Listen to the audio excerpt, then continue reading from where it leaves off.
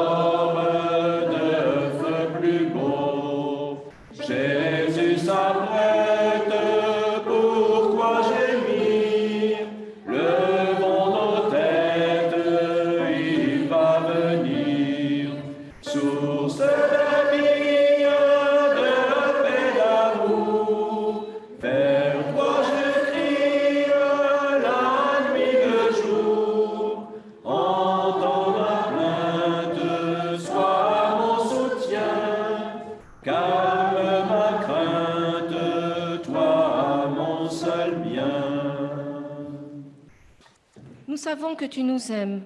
Ta parole nous l'affirme. Jésus-Christ est venu dans le monde pour sauver les pécheurs. Par ta grâce, tu es présent dans notre vie et dans le monde. Accorde-nous ton pardon. Augmente notre foi. Donne-nous confiance en toi. Appelle-nous à ton service. Nous te remercions et te louons, car tu acceptes toujours de recommencer avec nous. Amen. Nous nous levons pour chanter le cantique 47-19. Tu es là au cœur de nos vies.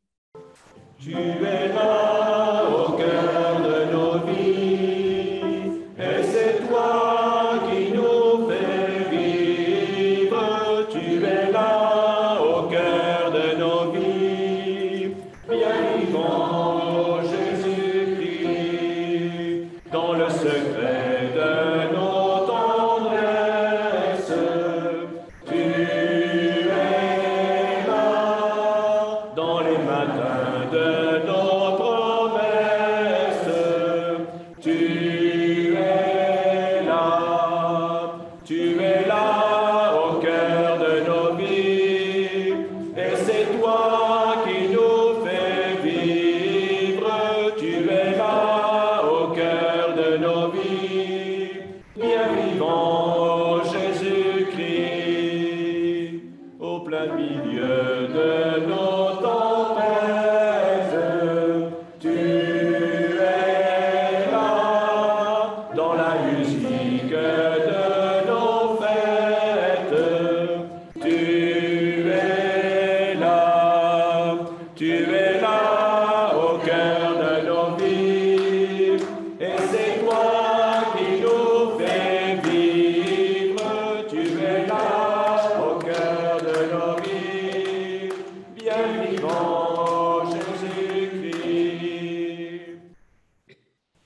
Voici le le temps des lectures bibliques. Seigneur, je veux être à ton écoute, être réceptif au message que tu m'adresses aujourd'hui. Rejoins-moi dans ma réalité et fais résonner ta parole en moi. Les Amalécites vinrent attaquer les Israélites à Réphidim. Moïse dit à Josué, « Choisis des hommes capables de nous défendre et combats les Amalécites. Demain, je me tiendrai au sommet de la colline avec le bâton de Dieu à la main. » Josué partit combattre les Amalécites comme Moïse le lui avait ordonné, tandis que Moïse, Aaron et Our se postaient au sommet de la colline. Tant que Moïse tenait un bras levé, les Israélites étaient les plus forts. Mais quand il le laissait retomber, les Amalécites l'emportaient. Lorsque les 2 bras de Moïse furent lourds de fatigue, Aaron et Our prirent une pierre et la placèrent près de Moïse. Moïse s'y assit. Aaron et Our, chacun d'un côté, lui soutinrent les bras, qui restèrent ainsi fermement levés jusqu'au coucher du soleil. Josué remporta une victoire complète sur l'armée amalécite. La deuxième lecture, Luc 18, chapitre 18, 1 à 8. Jésus leur disait cette parabole pour leur montrer qu'ils devaient toujours prier sans jamais se décourager. Il y avait dans une ville un juge qui ne se souciait pas de Dieu et n'avait d'égard pour personne. Il y avait aussi dans cette ville une veuve qui venait chaque fois lui dire « Rends-moi justice contre mon adversaire !» Pendant longtemps, le juge refusa. Puis il se dit « Bien sûr, je ne me soucie pas de Dieu, je n'ai d'égard pour personne. Mais comme cette veuve me fatigue, je vais faire reconnaître ses droits pour qu'elle ne vienne plus sans cesse m'assommer. » Puis le Seigneur ajouta, « Écoutez ce que dit ce juge indigne. Et Dieu, lui, ne ferait-il pas justice à ceux qu'il a choisis quand il crie à lui jour et nuit? Tardera-t-il à les aider? Je vous le déclare, il leur fera justice rapidement. Mais quand le Fils de l'homme viendra, trouvera-t-il la foi sur cette terre? Je vous ai écrit ceci, afin que vous sachiez que vous avez la vie éternelle, vous qui croyez au nom du Fils de Dieu. Et voici l'assurance que nous avons devant Dieu. Si nous lui demandons quelque chose de conforme à sa volonté, il nous écoute. Et si nous savons qu'il nous écoute, nous avons aussi la certitude d'obtenir ce que nous lui avons demandé. Seigneur, instruis-nous, réconforte-nous, console-nous, édifie-nous par ta parole. Amen.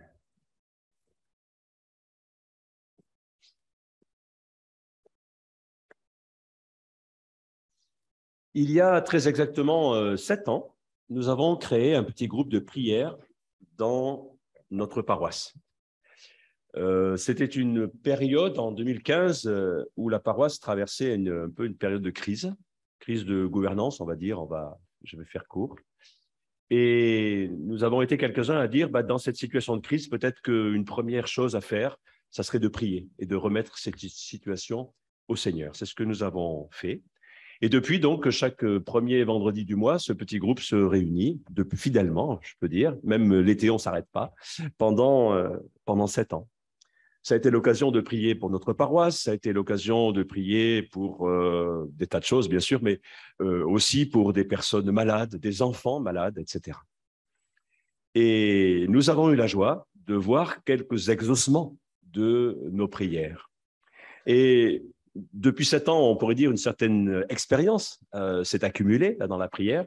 Et je profite de cette lecture dans l'évangile de Luc, cette femme qui va harceler un peu le juge pour obtenir justice, pour partager avec vous un certain nombre d'expériences ou de constatations que nous avons faites dans ce groupe au fur et à mesure de nos découvertes. Donc, la question de base, c'est comment nous adresser à Dieu lorsque nous lui demandons quelque chose. Et vous l'avez entendu, la parabole qu'on vient de lire comporte une part d'exagération, comme d'ailleurs plusieurs autres paraboles dans les évangiles. Jésus utilise là, et c'est un style très oriental, une sorte de caricature pour nous dire, si entre les humains qui sont méchants et égoïstes, ça se passe ainsi, eh bien, à plus forte raison, dans leur relation avec Dieu, qui est un Père qui nous aime, ça se passera différemment. Et Dieu répondra à votre demande. Lorsque les disciples ont demandé à Jésus, « Seigneur, apprends-nous à prier », il leur a donné la prière du Notre Père, en disant, voilà comment vous devez faire. Donc, cette prière du Notre Père, en quelque sorte, c'est un modèle pour notre prière. Et je vous fais observer que cette prière comporte un certain nombre de demandes. Le pain quotidien, le pardon des offenses, une direction divine sur nos vies, le fait de nous épargner la tentation, etc. Et de tout temps, c'est tout à fait humain. Les croyants ont adressé des demandes à Dieu. Si vous regardez le livre des psaumes, beaucoup sont des prières de demande. Et qu'est-ce que nous demandons le plus souvent à Dieu? De nous donner les moyens de vivre, de nous aider à faire les bons choix dans notre vie, de nous protéger du danger, de la maladie, de la mort. Nous demandons tout cela à Dieu, non seulement pour nous-mêmes, mais aussi, bien sûr, pour les autres. Donc, notre expérience dans ce petit groupe de prière montre que le processus pour demander quelque chose à Dieu, finalement, il est assez simple. Ayez confiance dans l'amour de Dieu. Partagez en toute simplicité ce que vous avez sur le cœur avec lui. Dites à Dieu vos besoins et vos souhaits. Soyez attentifs à la réponse de Dieu. Et enfin, laissez votre prière entre les mains de Dieu. Eh bien, ce sont les 5 points du message que je voudrais vous adresser ce matin. Quelques conseils, en quelque sorte, pour notre prière. Donc, premier conseil, ayez confiance dans l'amour de Dieu. Dieu vous aime et il veut que les bénédictions qu'il a en réserve pour vous deviennent une réalité dans votre vie. Dieu aime aussi tout ce qui est dans la création et il veut le meilleur pour sa création. Donc, votre prière de demande suppose en premier lieu que vous ayez une grande confiance dans l'amour de Dieu pour vous et pour sa création. Faites confiance à la volonté aimante de Dieu. Alors, ça ne veut pas dire que Dieu va nous donner exactement ce que nous demandons et comme nous le souhaitons. Dans sa prière modèle, le Notre Père, je vous rappelle que Jésus commence par dire « Que ton règne vienne, que ta volonté soit faite sur la terre comme au ciel », avant d'énoncer un certain nombre d'autres demandes. Donc, d'abord, priorité à la volonté de Dieu. Et dans cette prière angoissée qu'il a prononcée au jardin de Gethsémani, il a de nouveau renouvelé une totale confiance dans la volonté de Dieu. Sa vie ne tenait qu'à un fil. Il savait qu'il était en passe d'être arrêté et pourtant, il a prié avec confiance. « Père, si tu pouvais éloigner de moi cette coupe, non pas ma volonté, mais que ta volonté se fasse. » La prière de Jésus, cette prière notamment, montre bien qu'il y a une différence entre la prière chrétienne et la magie. Certaines personnes s'attendent à recevoir exactement ce qu'elles ont demandé dans la prière. Et de fait, la prière peut devenir à ce moment-là, court le risque de devenir un rituel magique pour obtenir quelque chose qui paraît en dehors de nos capacités humaines pour l'obtenir. Par exemple, lors d'une interview, on a demandé à un entraîneur d'une équipe de foot ce qu'il allait faire pour préparer son équipe à un match décisif. Je ne fais pas allusion à ce qui va se passer ce soir entre PSG et OM, mais ça pourrait être. Comment il va se préparer à ce match décisif où on sait très bien que son équipe a vraiment qu'une chance sur 3 de l'emporter. Eh bien, l'entraîneur a répondu, nous allons prier énormément. Le but de la prière chrétienne est de communiquer avec Dieu et non pas de manipuler Dieu. Ce sont deux choses très différentes.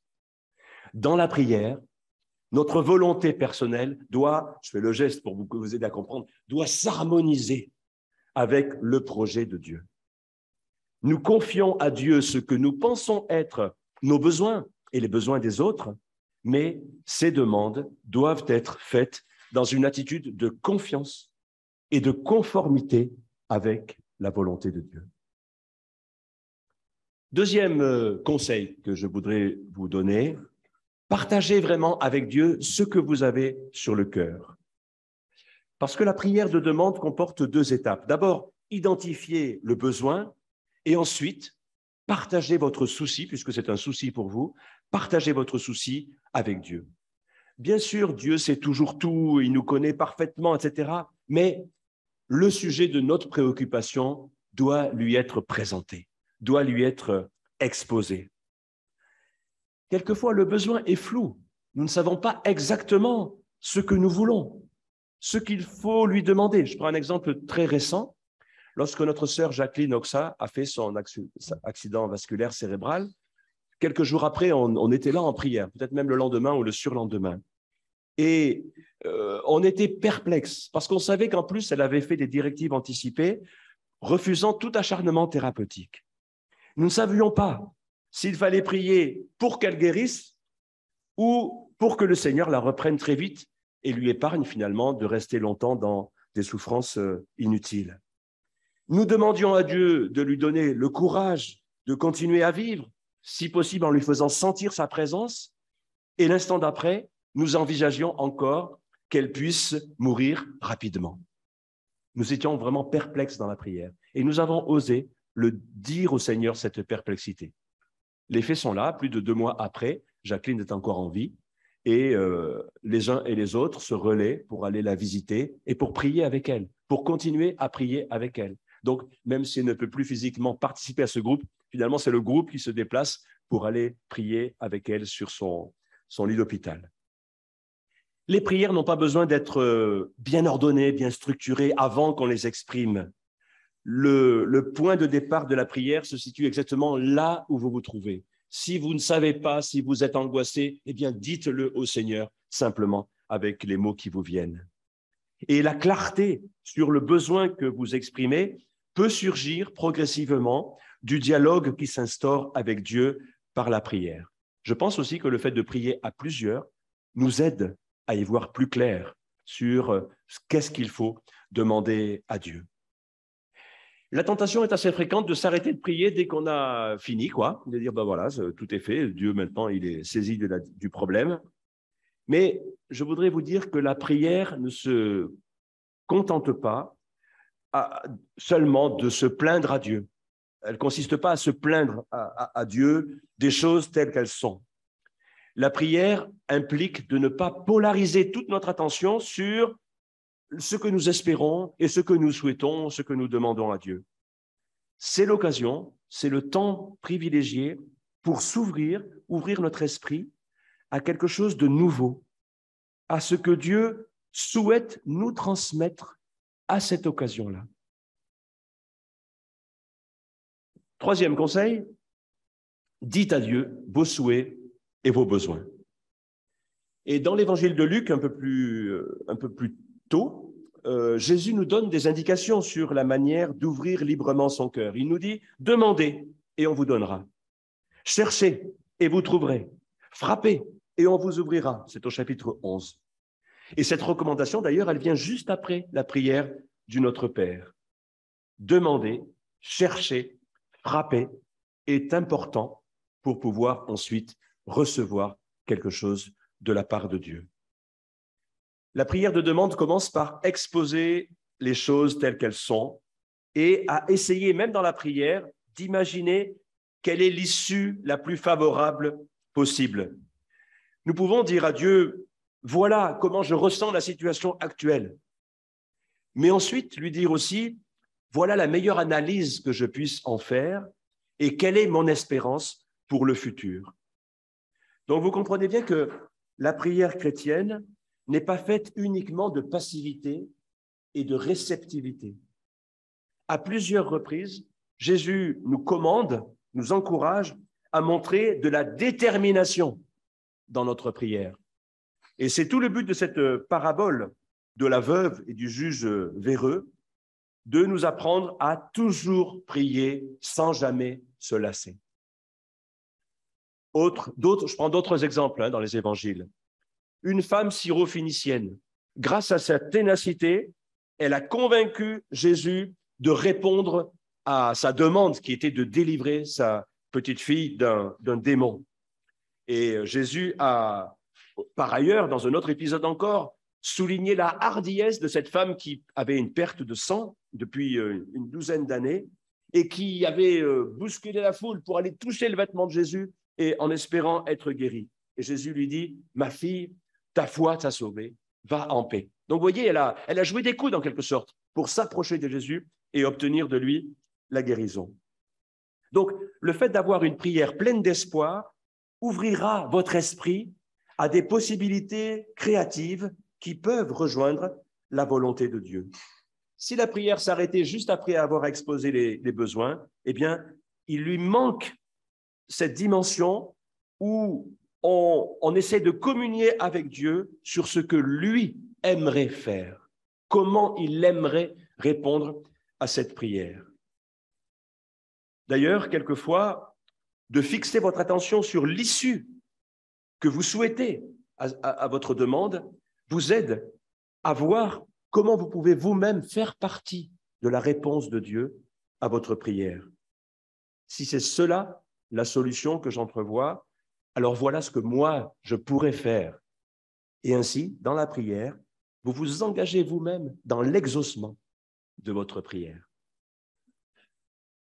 Quatrième conseil, soyez attentifs à la réponse de Dieu.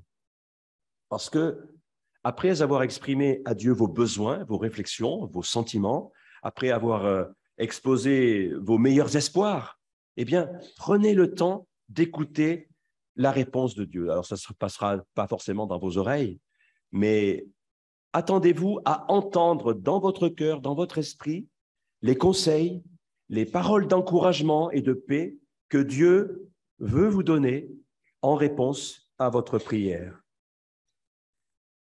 Nous pouvons nous attendre à ce que certaines demandes que nous avons faites pour nous-mêmes ou pour les autres puissent changer au fur et à mesure, ou évoluer en tout cas, au fur et à mesure que nous écoutons Dieu dans la prière.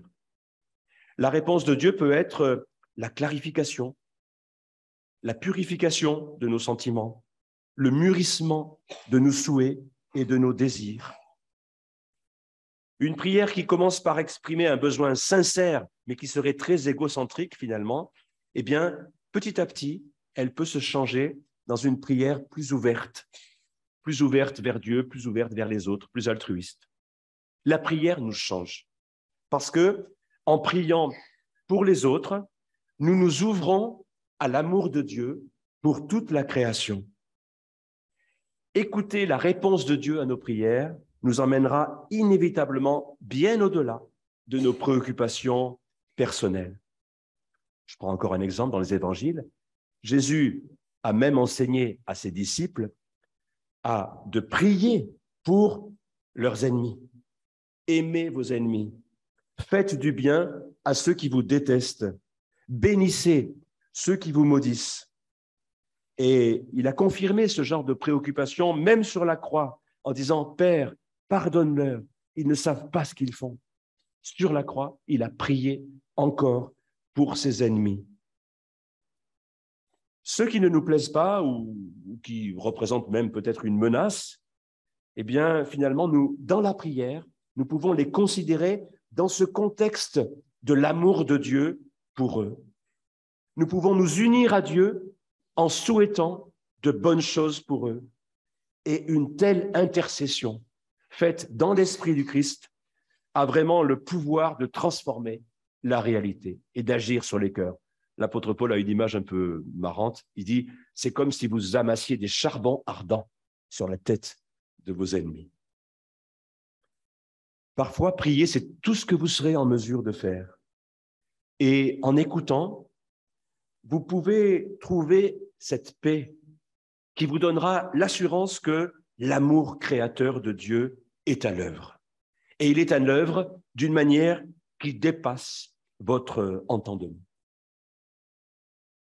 Enfin, dernier conseil, laissez la prière entre les mains de Dieu. Après avoir prié, ne soyez pas préoccupés. Continuez à vivre. Soyez assurés que vous avez été entendus par Dieu et que Dieu est déjà en train de faire activement toutes choses nouvelles en vous et autour de vous et qu'il répondra à la manière choisie par lui. L'archevêque William Temple disait « Quand je prie, je vois des circonstances se produire. » Pardon, pas des circonstances, des coïncidences. C'est encore mieux, plus fort. Quand je prie, je vois des coïncidences se produire. Quand je ne prie pas, elles ne se produisent pas. La prière nous donne un regard plus lucide sur les interventions de Dieu autour de nous. La chose particulière pour laquelle vous avez prié ne va peut-être pas se produire exactement de la manière dont vous l'avez demandé, mais soyez certains qu'il y aura une réponse de Dieu pour vous. Et cette réponse correspondra nécessairement aux objectifs créateurs et rédempteurs de Dieu, c'est-à-dire à l'amour de Dieu pour bénir et pour sauver toute sa création.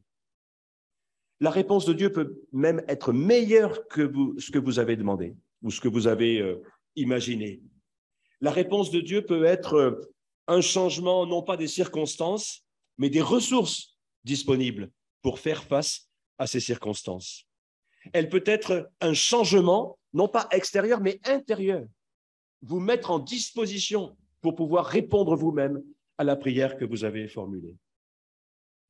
Et prenons le cas où la réponse de Dieu ne correspond pas à ce que vous avez demandé.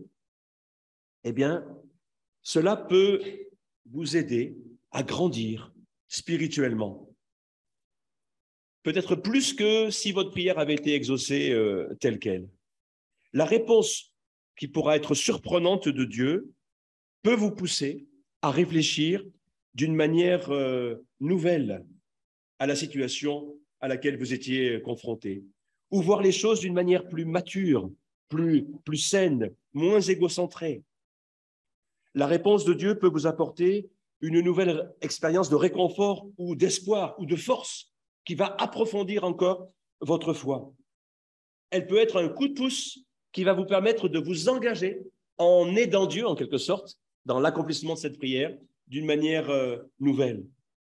La réponse de Dieu peut être la guérison d'une blessure profonde que vous aviez en vous, alors que vous aviez prié seulement pour que Dieu vous soulage d'une douleur superficielle. Mais il est allé s'attaquer aux causes les plus profondes de cette douleur que vous ressentiez. Malgré tout, certaines prières semblent sans réponse. Par exemple, lorsque nous avons prié pour la guérison d'une personne et que cette personne meurt. Mais je vous rappelle que la mort fait aussi partie du plan de Dieu pour nous tous. La prière dans la foi, elle a cette assurance que même dans la mort, ceux pour lesquels nous prions sont sous la garde de Dieu, entourés de son amour. Alors, comment faut-il réagir quand la réponse de Dieu à la prière que nous avons faite n'est pas très claire? Je termine par 4 petits conseils. Priez pour la prière elle-même, c'est-à-dire essayez de vérifier en toute honnêteté devant Dieu si vous n'êtes pas en train de demander mal. C'est ce que dit l'apôtre Joc. Vous priez, vous n'obtenez pas de réponse parce que vous demandez mal. Il se peut que, je l'ai déjà dit, votre prière doive évoluer et que vos objectifs un peu égocentriques se changent en véritable désir de votre part de participer à la volonté de Dieu. Deuxième conseil, priez avec persévérance. C'est ça la pointe de cette parabole. Jour et nuit, presque, elle allait frapper à la porte du juge en disant « fais-moi justice ». Lorsque vous priez, ce n'est peut-être pas le bon moment pour obtenir une réponse sur le champ. Dieu n'est pas votre serviteur. C'est vous qui êtes à son service. Donc, en réponse à une prière persévérante, Dieu peut aussi vous montrer au fil du temps comment agir et comment entrer vous-même dans l'exaucement de votre prière. Et cette prière sera exaucée à la manière de Dieu, au temps voulu par Dieu. Troisième remarque aussi, il faut reconnaître que quelquefois, le pouvoir de la prière est bloqué par la résistance des autres. Et Jésus en a fait lui-même la douloureuse expérience. Il avait un grand souci de ses compatriotes, et notamment des gens de sa propre ville, à Nazareth, là où il avait grandi. Et malgré tout, malgré tous ses efforts de persuasion, il n'a pas pu réaliser de miracle là, dans cette ville de Nazareth. Et il s'est même étonné, avec tristesse, que ces gens le rejettent et refusent de croire. Dieu a choisi d'être limité par notre libre arbitre. Nous ne devons pas, dans la prière, essayer de contrôler les autres, leur forcer la main contre leur volonté par la prière. Non. Quelquefois, nous allons nous heurter à des barrières que les gens ont dressées parce qu'ils ne veulent pas entrer dans la démarche que nous souhaitons pour eux. Et enfin, dernier conseil, abandonnez votre prière aux soins de Dieu. Les voies de Dieu sont au-delà de notre compréhension. Dans la prière se joue un mystère qui dépasse notre entendement. Nous devons faire de notre mieux dans la prière, être aussi authentique que possible, honnête que possible devant Dieu, mais finalement, il nous faut à un moment donné lâcher prise et faire confiance à Dieu pour tout le reste. Jésus nous a donné cette parabole de la veuve et du mauvais juge pour nous montrer qu'il faut toujours prier sans jamais se décourager. Amen. Je me confie en toi, je sais que tu es mon Dieu, mon avenir est dans ta sûre main, oui, dans ta sûre main. Je